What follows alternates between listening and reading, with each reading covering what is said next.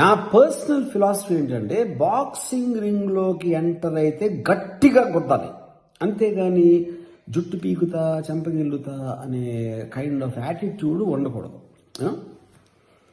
అంటే ఇప్పుడు నేను ఇది యాత్ర 2 గురించి మాట్లాడట్లేదు, I'm just making a general observation.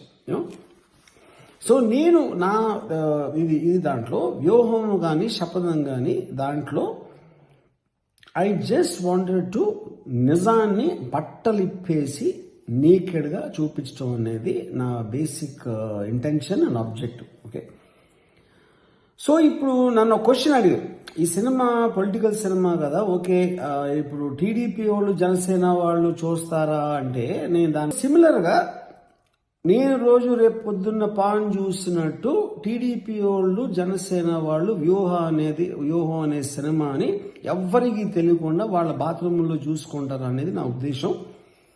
కానీ మీరు అంటే న్యూట్రల్గా ఎవరి పార్టీ కామెంట్స్ వాళ్ళు కాకుండా మీకు అవసరం లేదు, ఎందుకంటే మీరు పబ్లిక్గా అందరితోటి లివింగ్ రూమ్లో చూడొచ్చు. టీడీపీ జనసేన వాళ్ళు బాత్రూంలో చూసుకుంటారు, ఇది ఇన్ఫర్మేషన్.